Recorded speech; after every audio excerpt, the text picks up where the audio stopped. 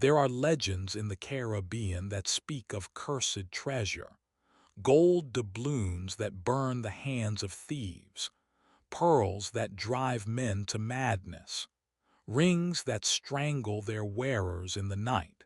But among all these tales of greed and damnation, one artifact stands above the rest, not for the wealth it promises, but for the price it demands.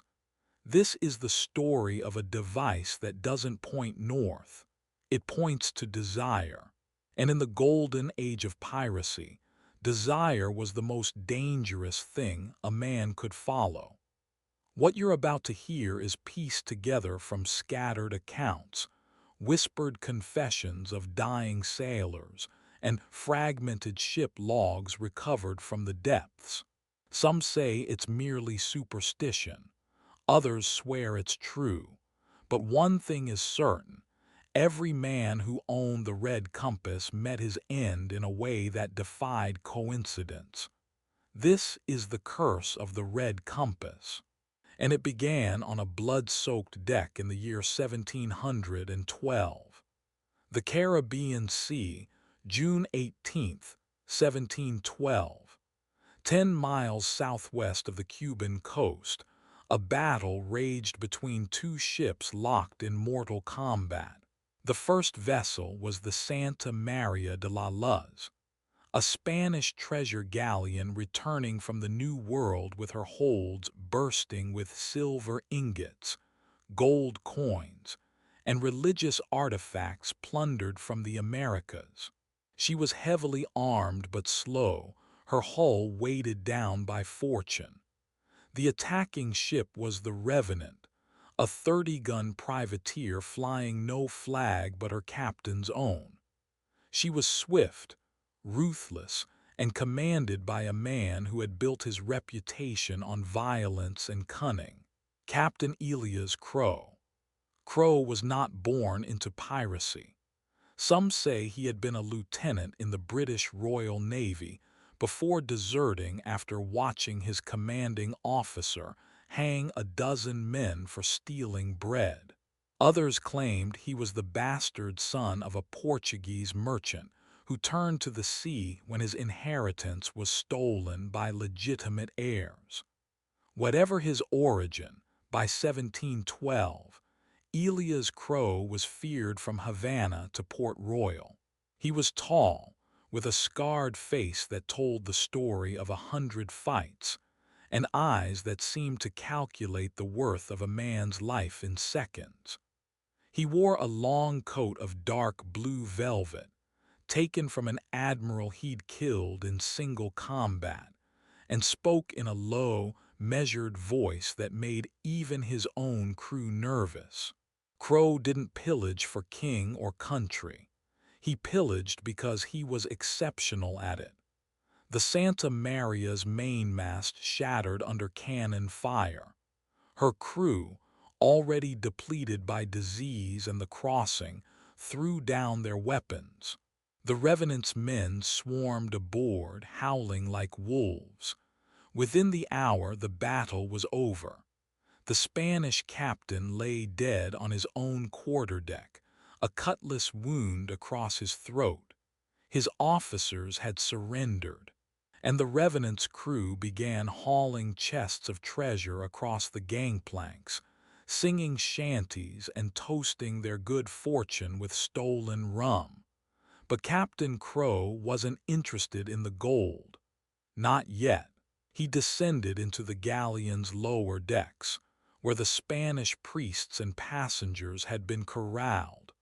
Most were weeping or praying. But one man, an elderly chaplain in torn black robes, sat calmly against the bulkhead, bleeding from a wound in his side. Crowe crouched before him.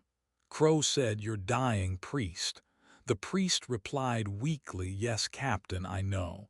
Crowe said, "Then make your peace. I've no quarrel with God today."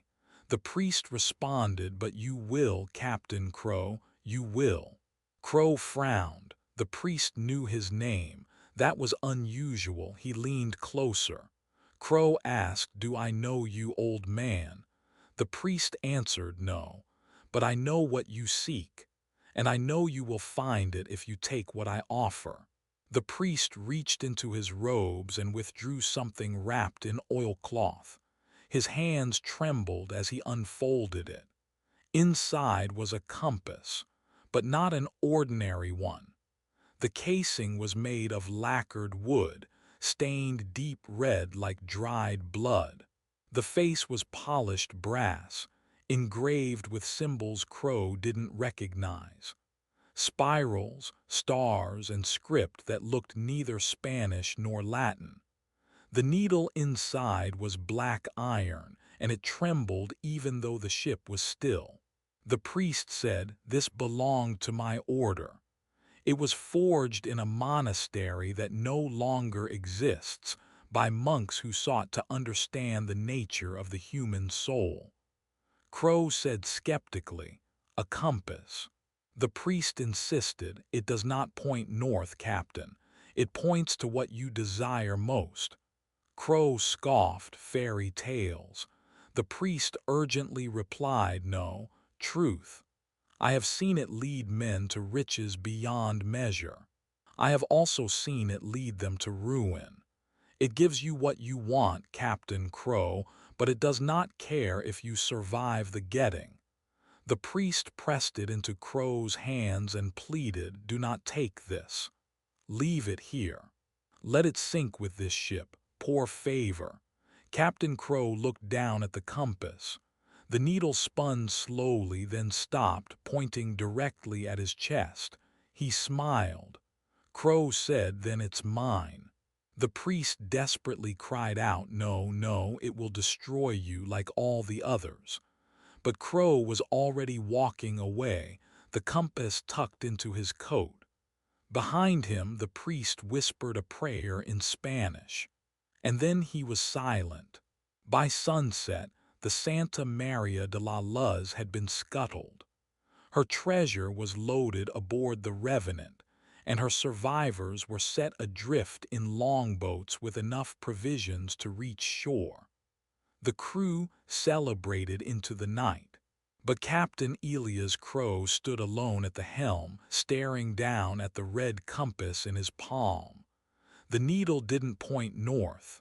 It pointed southeast, toward open water, toward something he couldn't yet name. For 3 days, the Revenant sailed southeast, following the compass. The crew didn't question it at first. Captain Crowe had a reputation for finding treasure where others saw only empty sea. His instincts were legendary. If he wanted to chase a heading, they would follow, but this was different. Crowe barely slept. He stood at the helm hour after hour, watching the compass. The needle never wavered. It pointed with absolute certainty toward a destination only it could see. His first mate, a grizzled Scotsman named Duncan Reed, finally approached him on the morning of the 4th day. Reed said, "Captain, the men are asking questions." Crowe replied distantly, "Let them ask." Reed pressed, "We're 3 days from any known shipping lane. No islands on the charts. What are we chasing?" Crowe answered, "Fortune, Mr. Reed." Reed said, "We just took a Spanish galleon. We have fortune." Crowe snapped back, "Not enough." Reed asked carefully, "Elias, where did you get that compass?" Crowe's hand instinctively went to his coat pocket where the red compass rested. Crowe said, "A gift from a dying priest." Reed warned, "Priests don't give gifts, they give warnings." Crowe smiled coldly and said, "Then we'll see if his warning was worth heeding." Reed watched him go, unease settling in his gut. He'd sailed with Crowe for 7 years and seen him face down naval frigates, hurricanes, and mutinies without flinching. But this was different. There was something in Crowe's eyes now, a hunger that hadn't been there before. On the 5th day, the lookout spotted something on the horizon. The lookout shouted from above, "Land! Dead ahead." It wasn't on any map. A small crescent-shaped island, ringed by jagged black rocks that jutted from the water like broken teeth. The beach was white sand, and beyond it, dense jungle rose into low hills. And in the sheltered cove, half hidden by vegetation, the wrecks of 3 Spanish ships. The Revenant dropped anchor and Crowe led a landing party ashore. The wrecks were old, their timbers bleached by sun and salt, their cannons rusted and sunk into the sand. But their cargo holds were intact. Inside, they found treasure that defied belief. Chests of silver reels still sealed, gold crucifixes and gem-encrusted chalices, bags of uncut emeralds from the Colombian mines, bolts of Chinese silk, miraculously preserved. And in the captain's cabin of the largest wreck, a strongbox containing a fortune in Portuguese gold coins. It was the remnants of a lost treasure fleet, caught in a hurricane decades earlier and driven into this forgotten cove. The Spanish had never found it, but the compass had. That night, the crew of the Revenant celebrated like kings. They built bonfires on the beach, roasted pigs they'd brought from the galleon, and drank themselves into oblivion. But Captain Crowe sat apart from them, the red compass open in his hands. Duncan Reed sat down beside him, a bottle of rum between them.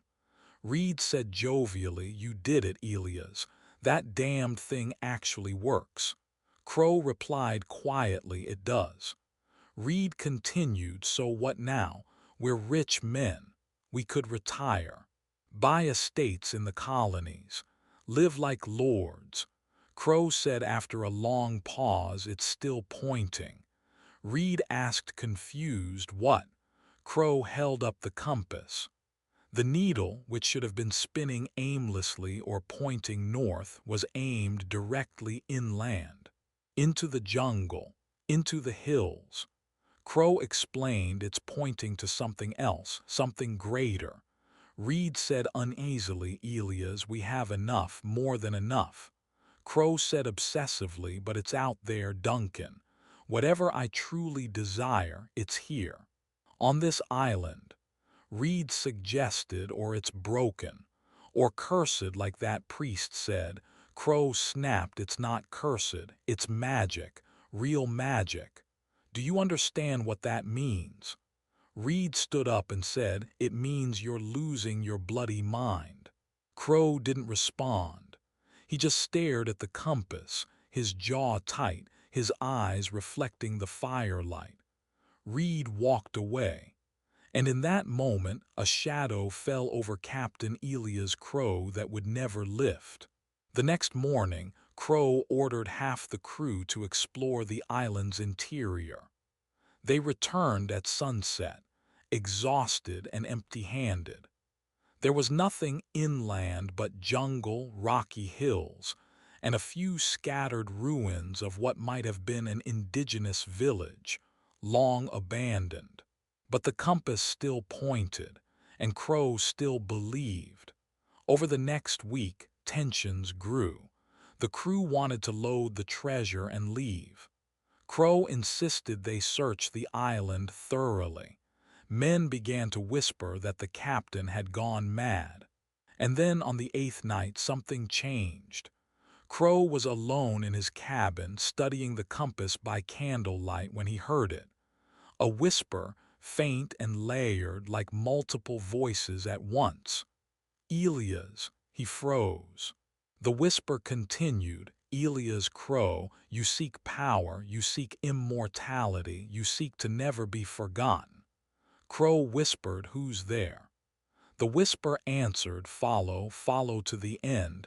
We will give you everything." The compass needle spun wildly, then stopped, still pointing inland. But now Crowe could swear it was glowing faintly, a deep crimson like embers. The next morning, he announced they were staying another month. The crew, tired and frightened, began to lose faith, and Captain Elias Crowe began his descent into madness. 3 weeks passed. The Revenant remained anchored in the cove, her treasure loaded but going nowhere.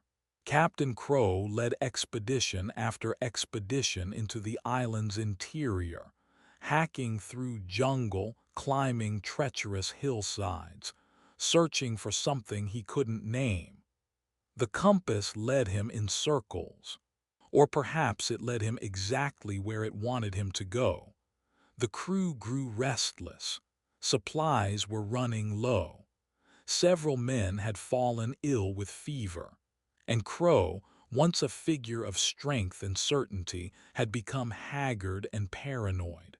He stopped sleeping. His eyes were bloodshot, his hands trembled, and he spoke to himself in low, urgent tones. At night, those quartered near his cabin heard him arguing with voices that weren't there. Duncan Reed knew something had to be done. Reed knocked on the door and said, "Elias, we need to talk." The door opened slowly. Crowe looked terrible. Crowe said hoarsely, "Duncan, come in." Reed entered the cabin. It was a disaster. Maps and charts covered every surface, all marked with obsessive notations. The red compass sat on the table, surrounded by melted candle stubs. Reed said carefully, "The men want to leave. We've been here a month. We've found our fortune. It's time to go home." Crowe replied, distracted, "We can't. Not yet." Reed insisted, "Elias, there's nothing here. Whatever that compass is pointing to, it doesn't exist." Crowe said suddenly intense, "It does. I've heard it, Duncan. It speaks to me." Reed stared at him and said, "You've heard the compass." Crowe confirmed, "Yes. It tells me things, promises me things, power, legacy, immortality." Reed said, alarmed, "Christ, Elias, listen to yourself." Crowe asked angrily, "You think I'm mad?" Reed replied, "I think you're exhausted. I think that priest cursed you, and that damned thing is poisoning your mind." Crowe slammed his hand on the table and shouted, "Get out." Reed tried again, "Elias." Crowe shouted even louder, "Get out." Reed left, his heart heavy. He gathered the senior crew that night and held a secret meeting in the hold. Reed said, "The captain's lost. We all see it. And if we stay here much longer, we're all going to die on this God-forsaken island." A crew member asked, "What are you saying, Duncan?" Reed said reluctantly, "I'm saying we may have to relieve him of command." Another crew member gasped, "Mutiny." Against Crowe, Reed explained, "Not mutiny. Mercy. We put him in chains, take the ship back to port and get him help. He's sick. That compass has done something to him." They agreed to act at dawn, but Captain Elias Crowe heard everything. He'd been standing outside the hold, listening in the darkness. And when he heard the word mutiny, something inside him shattered. He returned to his cabin, took the compass in one hand and a loaded pistol in the other. And he waited. When Duncan Reed came to his cabin at sunrise to talk one last time, Crowe was ready. Reed opened the door and said, "Elias, A gunshot rang out. Duncan Reed, first mate of the Revenant and Elias Crowe's closest friend for 7 years, fell dead on the threshold. Crowe said coldly and hollowly he tried to steal it. The compass. He was going to take it from me." The crew, horrified, rushed to the scene. They found Crowe standing over Reed's body, the smoking pistol in his hand and the red compass clutched to his chest. A crew member asked, "Captain, what have you done?" Crowe said manically, "He betrayed me. You all have. You want to leave. To abandon what we're meant to find. A crew member pleaded, "Captain, please." Crowe raised his pistol and said, "No one leaves. We stay until I find it. Do you understand?" The crew, terrified and leaderless, backed away. Some nodded, others simply stared, but no one dared challenge him. That night they buried Duncan Reed at sea, his body sewn into sailcloth and committed to the deep with no ceremony. Crowe didn't attend. He was in his cabin, whispering to the compass. The next morning, Crowe ordered the crew to set sail, not back to civilization, but deeper into uncharted waters, following the compass. The men, demoralized and terrified, obeyed. The Revenant left the cove and sailed northeast, into waters no European ship had ever charted. And Captain Elias Crowe stood at the helm, his eyes fixed on the spinning needle, a mad smile on his face. The storm found them 3 days later. The hurricane came from nowhere. One moment the sea was calm. The next, the sky turned black and the ocean rose up like a living thing. The Revenant was a strong ship, but she was no match for the storm. Waves as tall as buildings crashed over her deck. The sails were torn to ribbons. Men were washed overboard, screaming into the void. And through it all, Captain Crowe stood at the helm, lashed to the wheel, laughing. A crew member shouted, "Captain, we have to turn back." Crowe shouted wildly, "No. The compass knows the way." The crew member yelled, "We're going to die." Crowe shouted back, "Then we die rich. We die legends." But the compass wasn't pointing to safety. It was pointing directly into the heart of the storm. The mainmast snapped, crashing down onto the deck and killing 3 men instantly. Water poured into the hold. The ship listed hard to port. And still Crowe sailed on. A desperate crew member approached and said, "Captain, please, give me the compass. Let me throw it overboard." Crowe snarled, "Never." The crew member lunged at him, trying to wrest the compass from his hands. Crowe drew his cutlass and ran him through. The remaining crew, fewer than a dozen now, realized the truth. Their captain was not going to save them. He was going to kill them all. They rushed him. Crowe fought like a demon, slashing and stabbing, the red compass still gripped in his left hand. He killed 2 more men before they overwhelmed him, dragging him to the deck. But it was too late. The Revenant struck a hidden reef. The hull split open like an eggshell. The ship went down in minutes. Men leapt into the churning sea, clinging to debris, praying for mercy from an ocean that had none to give. And Captain Elias Crowe, pinned beneath a fallen spar, laughed as the water rose around him. The last thing the survivors saw was the red compass, slipping from his lifeless fingers and floating. It floated on the surface of the water, glowing faintly in the darkness. And then it was gone, swallowed by the storm. Of the 38 men aboard the Revenant, only 4 survived. They clung to wreckage for 2 days before being picked up by a passing merchant vessel. They were delirious, sunburned, half dead from thirst, and they all told the same story: the red compass, the madness, the curse. Their account was recorded in the ship's log of the merchantman that rescued them, and eventually made its way into the archives of the British Admiralty. For years, it was dismissed as the ravings of traumatized sailors. But then the sightings began.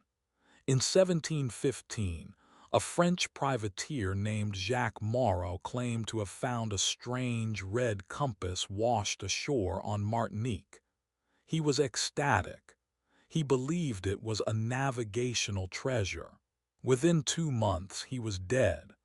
The compass had led him straight into a British naval blockade, convinced he was sailing toward the greatest prize of his life. His ship was sunk. He drowned in chains. In 1720, a Dutch merchant captain named Hendrik van der Meer purchased the compass from a widow in Port Royal, believing it to be an antique curiosity. He became obsessed with finding his long-lost love, a woman who had left him years before. The compass pointed him to a small island off the coast of Hispaniola. He found her grave. She had died of yellow fever 3 years earlier. Van der Meer was found hanging from the mast of his own ship the next morning. In 1728, an English pirate named Thomas Graves found the compass in a shipwreck near the Bahamas.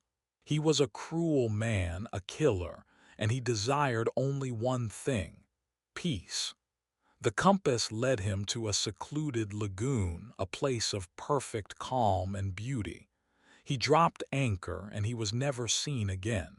Search parties found his ship weeks later empty. No sign of struggle, no blood, no bodies, just the red compass sitting on the captain's desk. For decades, the compass surfaced and disappeared, surfaced and disappeared. Each time, it brought death.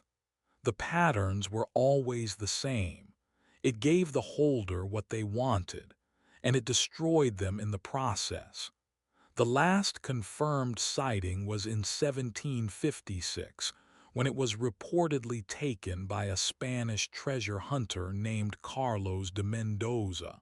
He was searching for the legendary treasure of Montezuma. The compass led him deep into the Yucatan jungle. Neither he nor his expedition were ever seen again.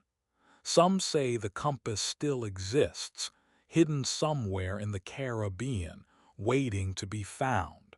Others believe it finally sank to the ocean floor, lost forever in the depths. But every few years, a story surfaces. A sailor claims to have seen a glowing red light beneath the waves.